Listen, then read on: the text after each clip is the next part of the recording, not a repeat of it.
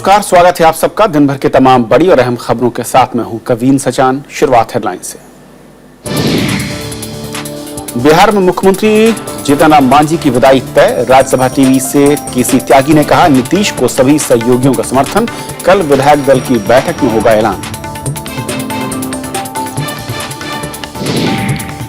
दिल्ली में मतदान की सभी तैयारियां पूरी। चुनाव आयोग का शांतिपूर्ण और निष्पक्ष मतदान पर जोर। राजनीतिक पार्टियों का घर घर प्रचार। नीति आयोग की पहली बैठक में प्रधानमंत्री ने जानकारों से मांगे सुझाव। नीति निर्माण में सहयोग की अपील। राज्यों के बीच स्वस्थ प्रतिस्पर्धा पर जोर।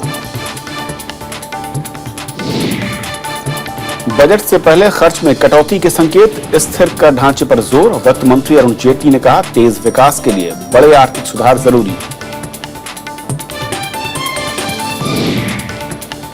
राष्ट्रपति ओबामा के धार्मिक असहिष्णुता के बयान पर अमेरिका की सफाई। कहा, महात्मा गांधी की विरासत दुनिया भर के लिए एक प्रेरणा।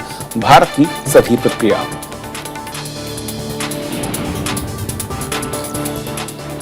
और सबसे पहले इस वक्त की एक बड़ी खबर बिहार से, जहां पर मुख्यमंत्री जीतन राम मांझी का बदला जाना अब तय है। राज्यसभा टीवी से बातचीत में जेडीयू महासचिव केसी त्यागी ने कहा कि कल विधायक दल की बैठक में इसका औपचारिक ऐलान होगा। केसी त्यागी का दावा है कि नीतीश के नाम पर सभी सहयोगी दलों ने अपने समर्थन की चिट्ठी दे दी है। कुछ देर पहले हमने बात की केसी त्यागी से।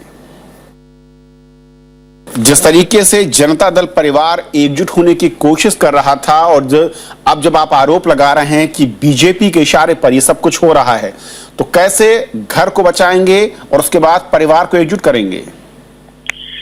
देखिए, ये जनता दल परिवार एकता के संक्रमण काल का दौर है और इस एकता होने के भारतीय जनता पार्टी के मुकाबले की एक मजबूत पार्टी कम से कम नॉर्थ इंडिया में कड़ी स्थिति खड़ी तो हर पार्टी से एक एक दो दो चार चार लोगों को उठा करके ये दिखाने का प्रयास करेंगे कि एकता में बाधा है, एकता नहीं भी है। और उसी डिजाइन के तहत बिहार में अपनी पुरानी जो रंजिश है भाजपा के नेतृत्व की, उनको अंजाम देने के लिए काम किया जा रहा है। कल नेतृत्व परिवर्तन होगा।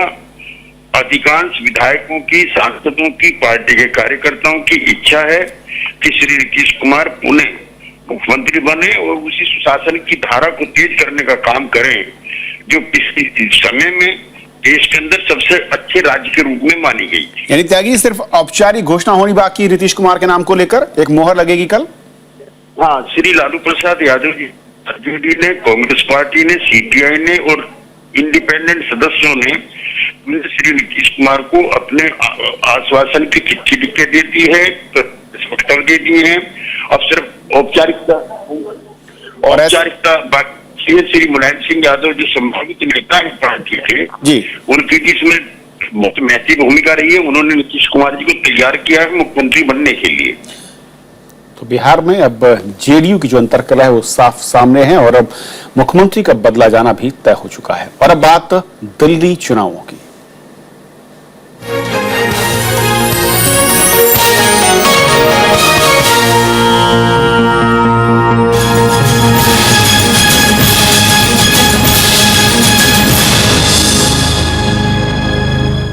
दिल्ली विधानसभा चुनाव के लिए भले ही कल प्रचार का शोर थम चुका हो, लेकिन राजनीतिक बयानबाजियों का दौर मतदान के एक दिन पहले तक जारी है।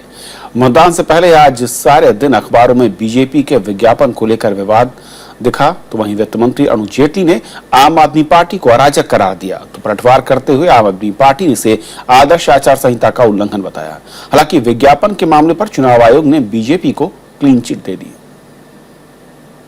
चुनाव से एक दिन पहले भी राजनीतिक पार्टियों ने एक दूसरे को घेरने की कोशिश की। प्रचार थम चुका है, लेकिन प्रेस कॉन्फ्रेंस के जरिए बयानों के तीर चलते रहे। वित्त मंत्री अरुण जेटली ने आम आदमी पार्टी को अराजक करार दिया और कहा कि दिल्ली में सुशासन और अराजकता के बीच लोगों को चुनाव करना है। जो दूसरा स्थानीय एक राजनीतिक दल सामने आया है, देश की राजनीति में अगर हम लोग सुशासन के प्रतीक हैं तो वो अराजकता के चेहरा है। मैं अराजकता इसलिए कहता हूं कि जो 49 दिन उनका शासन दिल्ली में रहा, उसके लिए कोई दूसरा शब्द नहीं। आम आदमी पार्टी ने अरुण जेटली के बयान को आदर्श आचार संहिता का उल्लंघन बताया है। पार्टी के मुताबिक प्रचार थमने के बाद ऐसी बयानबाजी से बीजेपी को परहेज करना चाहिए। आम आदमी पार्टी ने यह भी कहा कि बीजेपी का समूचा प्रचार अभियान ही नकारात्मक रहा है। It is unfortunate that when the finance minister of the country holds a press conference on the eve of the polls, he doesn't lay out a coherent vision for the people of Delhi. That what his government has done in the past, over the last 8 months for Delhi, and what they want to do for Delhi. आम आदमी party ने दिल्ली के अखबारों में छपे BJP के विज्ञापन पर भी ऐतराज जताया। पार्टी के मुताबिक इस मामले को भी आचार संहिता के दायरे में देखा जाना चाहिए। हालांकि चुनाव आयोग ने आम आदमी पार्टी के इस दावे को खारिज कर दिया है। आयोग के मुताबिक जनप्रतिनिधित्व कानून 1951 के तहत विज्ञापन छापने के लिए प्रिंट मीडिया पर कोई पाबंदी नहीं है, लेकिन आम आदमी पार्टी ने इस कानून में संशोधन की मांग कर डाली। मेरा सवाल यह है कि इस तरीके के विज्ञापन कहीं भी कैंपेनिंग खत्म होने के बाद ना तो छपने चाहिए ना दिखने चाहिए।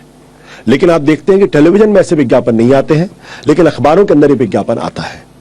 अगर टेलीविजन में विज्ञापन आने से इसी की गाइडलाइन का वायलेशन होता है, तो अखबारों में विज्ञापन आने से भी इसी के गाइडलाइन का उल्लंघन होता है।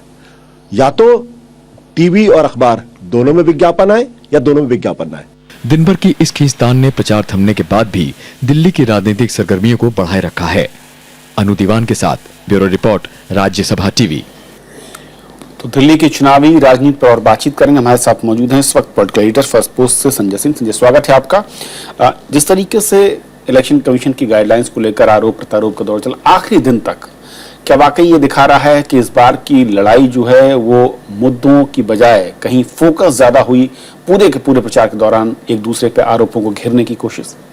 देखिए, वो स्वाभाविक है, बाकी प्रदेशों में भी ऐसा होता है और आखिरी दिन तक प्रिंट का ऐड बैन नहीं है, तो बाकी प्रदेशों में भी हमने देखा है चुनाव कवर करते समय कि वो अखबारों में एडवर्टीजमेंट आते हैं। अगर कोई लॉ है तो उसका एक लूपहोल भी है, तो वो एग्जिस्ट करता है।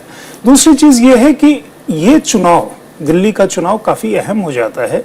अब देखिए, मीडिया में भी दिल्ली सरकार का जो प्रभुत्व होगा दिल्ली के अंदर, उससे काफी ज्यादा एक डिस्प्रोपोर्शनेट उसका पब्लिक माइंड में देश भर में एक वो मीडिया के माध्यम से या प्रचार के माध्यम से या चुनाव जो है उसका इंपॉर्टेंस काफी ज्यादा हो जाता है। पिछले 10 दिनों से मुख्य खबर सब जगह दिल्ली चुनाव और जनमानस में भी वो चीज होती है। खैर, वो चीज ठीक है। कैंपेन का जो दौर चला है, शुरू में पार्टियां एक दूसरे के बारे में वो कहती रही, फिर आपका आरोप था कि बीजेपी हमारे पर ज्यादा वो हमले कर रही है, नेगेटिव कैंपेन कर रही है। आप फिर कर रही थी, अरविंद केजरीवाल ट्वीट के जरिए कई बार एजेंडा वो सेट करते रहे, कई बार उनके बाकी लोग करते रहे। तो दिल्ली का चुनाव अपने आप में आप इतना इंटरेस्टिंग चुनाव मैंने मतलब हाल फिलहाल में नहीं देखा। कई तरह के उतार चढ़ाव मतलब आते रहे, इश्यूज एक एक करके नए नए इश्यूज आते रहे। इतना कीनली कॉन्टेस्टेड इलेक्शन जिसमें इतने सारे कलर्स वो आ रहे हों, पर्सनालिटी क्लैशेस हो रही हों, मुझे नहीं लगता। T20 मुकाबले की तरह हो गया दिल्ली का चुनाव। देखिए, ये टेस्ट मैच भी है, ये कॉम्बिनेशन है सबका। टेस्ट मैच भी है, T20 भी है, क्योंकि तैयारी पार्टियों ने काफी समय से की, बीजेपी ने काफी समय लिया, आम आदमी पार्टी बाकी जगह गई, कोर्ट मुकदमे सारी चीजें हुए। ये 5 डे मैच वो सीरीज कह लीजिए, उसके बाद अब जो मुकाबला आ गया लास्ट में वो T20 की तरफ है। क्योंकि जो लग रहा है दोनों के समर्थक, बीजेपी के समर्थक बीच में थोड़े से डैम्पन हो गए थे, उनमें पुनः एक मैं देख रहा हूं कि नया जोश वो दिख रहा है। मतलब एक जो फाइट बैक करने की टेंडेंसी होती है, वो एक तरफा अगर कुछ लग रहा था तो वो फाइट बैक वो कर रहा है। क्या इस चुनाव में 49 दिन बनाम बीजेपी की सरकार का कार्यकाल इस तौर पर आप देख रहे हैं, इस तौर पर लड़ाई लड़ी जा रही है? देखिए, ये 49 दिन का कार्यकाल बनाम बीजेपी वो होने से एक अरविंद केजरीवाल सेंटर स्टेज में आ गए। जो उनकी खामी थी उसे वो अपनी उपलब्धि बनाने की बाद में उन्होंने कोशिश की कि या उसके पहले भी दिल्ली में जो होर्डिंग्स लगे थे चुनाव के काफी पहले से कि ये किया, ये कर दिखाएंगे। तो एक दोनों तरफ से उसी चीज को बीजेपी रिवर्स वो यूज कर रही थी कि उस समय जैसे वो धरने पे बैठे और बाकी चीजें की और जो अराजकता का भाव वो कहते हैं। ये इलेक्शन उस मामले में लोगों तक पहुंचने के माध्यम में, और मीडिया ने काफी उसमें एक्टिव वो किया है। वो मीडिया खबर के लिहाजन देख रहा था, वो किसी एक पॉलिटिकल पार्टी या बी पॉलिटिकल पार्टी को सपोर्ट के टर्म्स में नहीं देख रहा था।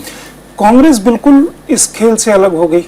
वो कहीं अता पता ही कांग्रेस का नहीं रहा। अगर कांग्रेस के लोग जीतते भी हैं तो पार्टी के दम पे, जो भी कैंडिडेट जीतेंगे वो पार्टी के दम पे नहीं, इंडिविजुअल रीच की बदौलत वो ज्यादा जीतेंगे।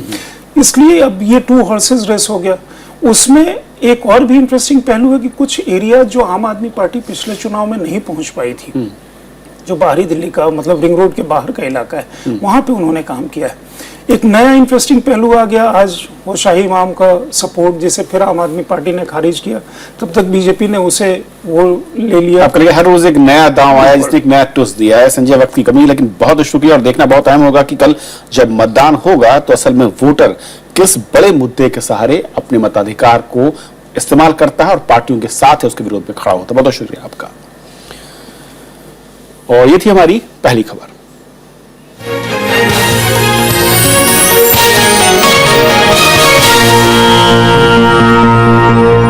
दिल्ली विधानसभा चुनाव के लिए चुनाव आयोग और दिल्ली पुलिस ने तैयारियां पूरी कर ली हैं। चुनाव आयोग का जोर शांतिपूर्ण और निष्पक्ष मतदान पर है। दिल्ली विधानसभा चुनाव लड़ रहे 673 उम्मीदवारों की किस्मत शनिवार को ईवीएम में कैद हो जाएगी। चुनाव आयोग ने मतदान की तैयारियों को अंतिम रूप दे दिया है। मतदान से जुड़े अधिकारियों और कर्मचारियों को शुक्रवार को आखिरी दौर तक ट्रेनिंग दी गई ताकि वो शांतिपूर्ण और निष्पक्ष मतदान को सुरक्षित कर सकें। राज्य में कुल 1,33,09,078 मतदाता अपने मताधिकार का इस्तेमाल करेंगे। इसके लिए चुनाव आयोग ने 12,177 पोलिंग बूथ बनाए हैं और इतनी ही ईवीएम लगाई हैं। इसमें से 695 मतदान केंद्रों को संवेदनशील और 191 मतदान केंद्रों को अति संवेदनशील घोषित किया गया है। इन मतदान केंद्रों पर ज्यादा सुरक्षा कर्मियों को लगाया गया है ताकि किसी अनहोनी से निपटा जा सके। बोगस वोटिंग रोकने के लिए पहली बार निशान लगाने के लिए ब्रश का इस्तेमाल किया जाएगा। पहली बार ब्रश का यूज किया जा रहा है स्टिक की जगह पे, जो इंडेलिबल इंक जिसमें लगाया जा रहा है। ब्रश का यूज करके अगर आप उसको लगाते हैं तो उससे वो 1/3 टाइम में जो है वो ड्राई हो जाता है पूरा। मतदान के दौरान सुरक्षा के लिए दिल्ली पुलिस के अलावा सीआरपीएफ, स्टेट आर्म्ड पुलिस को भी तैनात किया गया है। दूसरे राज्यों से लगने वाली सीमाओं को सील कर दिया गया है और हर आने जाने वाले वाहनों की जांच की जा रही है। दूसरे राज्यों से आने वाली अवैध शराब को रोकने के लिए हरियाणा, उत्तर प्रदेश और राजस्थान के आबकारी विभाग को निगरानी बढ़ाने को कहा गया है। Because different forces are coming there from CAPF, there are different CAPF, different CRPF, BSF, CISF, and state armed police is also coming there. They have also been briefed by their respective senior officers. चुनाव आयोग ने 1200 के करीब पर्यवेक्षक के अलावा करीब 1 लाख सरकारी कर्मचारी मतदान प्रक्रिया पर नजर रखेंगे और इसे संपन्न कराएंगे। मतदान सुबह 8 बजे से शुरू होगा और शाम 6 बजे तक चलेगा। प्रणव गोस्वामी, राज्यसभा टीवी। और फिलहाल एक छोटा सा ब्रेक के उस पार दिन भर की दूसरी बड़ी खबरें।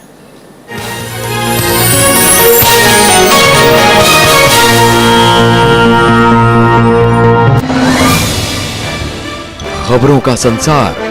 भारतीय समाज के ऊपर टेलीविजन का असर बढ़ गया काफी। मीडिया पावरफुल है। गायब है सरोकार। 10-10, 12-12 चैनल बड़े बड़े घरानों ने खरीदे हैं। प्रिंट मीडिया की एक सीमाएं हैं। बाजार की मार। टेलीविजन सेलिब्रिटी का निर्माण। मीडिया कितना जिम्मेदार। सब चीज बॉटम लाइन पे आ गई है कि उस पे इतना खर्चा होगा, उससे कुछ मिलता है कि नहीं मिलता। देखिए मीडिया मंथन शनिवार दोपहर 12 बजे, शाम 7:30 बजे और रविवार शाम 4 बजे। राज्यसभा टेलीविजन की खास श्रृंखला महामहिम राज्यपाल में आपका स्वागत है।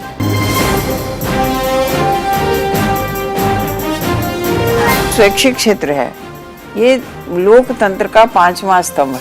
लोकतंत्र को बनाने में, लोकतंत्र को संवर्धित करने में, लोकतंत्र को सुधारते रहने में ये बहुत बड़ा काम है। महामहिम राज्यपाल में इस बार गोवा की राज्यपाल मृदुला सिन्हा से मुलाकात, सिर्फ राज्यसभा टेलीविजन पर।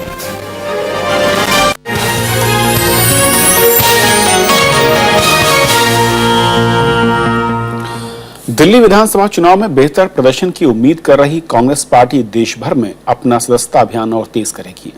दिल्ली में आज ही पार्टी की केंद्रीय चुनाव प्राधिकरण की बैठक में इस बात का फैसला किया गया। दिल्ली में विधानसभा चुनाव से एक दिन पहले कांग्रेस ने संगठन को मजबूत करने पर चर्चा की। बैठक में कांग्रेस उपाध्यक्ष राहुल गांधी, पार्टी महासचिवों, सचिवों और वरिष्ठ पदाधिकारियों ने हिस्सा लिया। आज मीटिंग रिस्ट्रिक्टेड थी, मेंबरशिप कितनी हो रही है अपडेट लेने के लिए और क्या करना चाहिए, जो अब चेयरमैन इलेक्शन अथॉरिटी ने एक अपडेट स्टेटस मांगा है जनरल। कांग्रेस फिलहाल देश भर में सदस्यता अभियान चला रही है, जो फरवरी के अंत तक चलेगा। इसके बाद संगठन चुनाव की प्रक्रिया शुरू होगी और इस साल के आखिर तक नए अध्यक्ष का चुनाव होना है। पार्टी के बड़े नेताओं का कहना है कि संगठन चुनाव के जरिए पार्टी में नई जान फूंकने की कोशिश की जाएगी। विशाल दहिया, राज्यसभा टीवी। प्रधानमंत्री नरेंद्र मोदी ने नीति आयोग की आज पहली बैठक में अर्थव्यवस्था में जान फूंकने के उपायों पर चर्चा की। प्रधानमंत्री ने अर्थशास्त्रियों से आगामी आम बजट पर भी सुझाव मांगे। एनडीए सरकार ने 1 जनवरी को योजना आयोग की जगह नीति आयोग की स्थापना की थी। नीति आयोग के अध्यक्ष और प्रधानमंत्री नरेंद्र मोदी ने आयोग की पहली बैठक में विशेषज्ञों से कई मुद्दों पर सुझाव मांगा। बैठक में निवेश बढ़ाने और ढांचागत परियोजनाओं को गति देने पर भी चर्चा हुई। सुझावों और चर्चा का जो मूल उद्देश्य था कि देश के अंदर निवेश कैसे बढ़ सकता है, अर्थव्यवस्था का विस्तार कैसे हो सकता है, देश की जो विकास दर है कैसे बढ़ सकती है। बैठक में घरेलू बचत बढ़ाने और कृषि क्षेत्र के विकास के लिए भी अर्थशास्त्रियों से सुझाव मांगे गए। साथ ही सरकार की बड़ी योजनाओं को बेहतर तरीके से लागू करने पर भी चर्चा हुई। गरीबी उन्मूलन के संबंध में क्या हो सकता है और पॉवर्टी लेवल्स कैसे नीचे लाए जा सकते हैं। कृषि क्षेत्र के बारे में विशेष रूप से चर्चा हुई। इंफ्रास्ट्रक्चर फाइनेंसिंग के बारे में कई सुझाव आए। वित्त मंत्री अरुण जेटली 28 फरवरी को आम बजट पेश करेंगे। इससे पहले 8 फरवरी को नीति आयोग की गवर्निंग काउंसिल की भी बैठक होनी है, जिसमें बतौर सदस्य सभी राज्यों के मुख्यमंत्री और केंद्र शासित प्रदेशों के उपराज्यपालों के शामिल होने की संभावना है। कृति मिश्रा, राज्यसभा टीवी। केंद्रीय वित्त मंत्री अरुण जेटली ने आम बजट से पहले सरकारी खर्च में कटौती का संकेत दिया है। मुंबई में उद्योगपतियों और योजनाकारों से दिल्ली में वीडियो कॉन्फ्रेंसिंग के जरिए बातचीत में वित्त मंत्री ने तेज विकास के लिए आर्थिक सुधारों को गति देने की बात कही। उन्होंने बजट में कई बड़े आर्थिक सुधारों के ऐलान का संकेत दिया है। ये सुधार बिजली, ऊर्जा, रेलवे और बंदरगाहों के क्षेत्र में हो सकते हैं। वित्त मंत्री ने स्थिर कर नीतियों की वकालत की और आगामी बजट में कर ढांचे को तर्कसंगत बनाने की बात कही। साथ ही उन्होंने कहा है कि राजस्व जुटाने के लिए सरकार कोई भी गलत तरीका नहीं अपनाएगी। तृणमूल कांग्रेस के राज्यसभा सांसदों ने राज्यसभा के सभापति मोहम्मद हामिद अंसारी से आज मुलाकात की। पार्टी सांसद मुकुल रॉय और डेरेक ओब्रायन की अगुवाई में सांसदों ने अपनी बात रखी। शारदा मामले में गिरफ्तार संजय बोस ने कल राज्यसभा और टीएमसी से इस्तीफा दे दिया था। इसी मामले में पश्चिम बंगाल के मंत्री मदन मित्रा भी जेल में हैं, जबकि मुकुल रॉय से सीबीआई पूछताछ कर चुकी है। इस बीच प्रवर्तन निदेशालय ने टीएमसी की लोकसभा सांसद अर्पिता घोष और मतंग सिंह के 2 सहयोगियों को भी पूछताछ के लिए बुलाया है। Purposive and a very fruitful meeting. We shared a lot of issues with the chairman of the Rajya Sabha on a variety of issues in between these 2 sessions, and it was a purposive meeting. Delhi high court ने नीतीश कटारा हत्याकांड में तीनों दोषियों की फांसी की मांग ठुकरा दी है, लेकिन आदेश के मुताबिक दोषी विकास यादव और विशाल यादव को अब 30 साल जेल में बिताने होंगे, जबकि तीसरे दोषी सुखदेव पहलवान को 25 साल की सजा दी गई। साल 2002 में हत्या के मामले में नीलम कटारा ने दोषियों के लिए मौत की मांग की थी। नीतीश कटारा हत्याकांड में दिल्ली हाईकोर्ट ने दोषी विकास और विशाल यादव को 25 साल कैद के अलावा सबूत मिटाने के लिए 5-5 साल कैद की सजा सुनाई है। दोनों को बिना छूट के 30 बरस सलाखों के पीछे बिताने होंगे। दोनों पर 50-50 लाख रुपए का जुर्माना भी लगाया गया है। हमने मांगा था कि डेथ पेनल्टी दी जाए, जिसमें हमें आज भी विश्वास है कि इस क्राइम में डेथ पेनल्टी होनी थी, मगर माननीय हाईकोर्ट किसी वजह से वहां तक आके रुक गया है। क्या हमारे बात रखने में कहीं कोई गलती हो गई है या कोई चीज हम नहीं कह पाए हैं, उसके बाद सुप्रीम कोर्ट में आगे जाएंगे। कोर्ट ने मामले को रेयरेस्ट ऑफ रेयर नहीं माना, लेकिन दोषियों की ओर से अस्पताल में बिताए गए वक्त को भी सजा नहीं माना जाएगा। बचाव पक्ष के वकील ने फैसले के खिलाफ सुप्रीम कोर्ट जाने की बात कही है। हम लोग सुप्रीम कोर्ट ने दिल्ली उच्च न्यायालय की जो कन्विक्शन है, जो सजा सुनाई थी 2 अप्रैल 2014 को, उस सजा के खिलाफ भी सुप्रीम कोर्ट जाएंगे। जो आज ऑर्डर ऑन सेंटेंस आया है उसके खिलाफ भी हम सुप्रीम कोर्ट जाएंगे। फरवरी 2002 में बाहुबली डीपी यादव के बेटे विकास और भतीजे विशाल और सुखदेव पहलवान ने नीतीश कटारा की हत्या कर दी थी। डीपी यादव की बेटी भारती से नीतीश के प्रेम संबंध थे। दिल्ली हाई कोर्ट ने पिछले बरस इसे ऑनर किलिंग का मामला बताते हुए निचली अदालत के उम्र कैद के फैसले को कायम रखा था। दिल्ली हाई कोर्ट में जहां आज जुर्माने और सजा का ऐलान किया गया है, वहीं इसका संदेश ये भी है कि रसूखदार लोग जो जेल में होते हैं वो अस्पताल में जाके अपनी सजा का एक बड़ा हिस्सा बिताते हैं, वो नहीं होना चाहिए और जेल में तमाम कैदियों को एक जैसी सुविधा और एक जैसी आज़ादी होनी चाहिए। कैमरामैन स्मृति रंजन के साथ Ravindra Singh Shoran, Rajya Sabha TV. Greenpeace की कार्यकर्ता प्रिया पिल्लाई को लंदन जाने से रोकने के मामले में दिल्ली हाई कोर्ट ने कड़ा रुख अपनाया है। कोर्ट ने कहा कि सरकार को राष्ट्रवाद और कट्टर राष्ट्रवाद के बीच फर्क करना चाहिए। कोर्ट की ये टिप्पणी सरकार के जवाब पर आई है। सरकारी वकील ने कोर्ट को बताया था कि अगर प्रिया पिल्लाई को लंदन जाने दिया जाता तो वो वहां पर देश विरोधी गतिविधियों में शामिल होती। 11 जनवरी को प्रिया को लंदन जाने वाली उड़ान से उतार दिया गया था।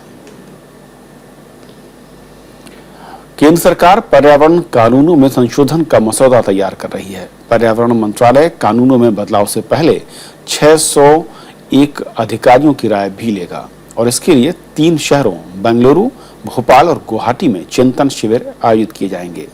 दरअसल सुब्रमण्यम समिति ने 6 पर्यावरण कानूनों में बड़े बदलावों की सिफारिश की है। समिति का सुझाव है कि पर्यावरण मंत्रालय को परियोजनाओं को पर्यावरणीय मंजूरी नहीं देनी चाहिए और इसके लिए राष्ट्रीय पर्यावरण प्रबंधन प्राधिकरण यानी NEMA का गठन होना चाहिए। हम 2 दिवसीय शिविर, चिंतन शिविर करने जा रहे हैं।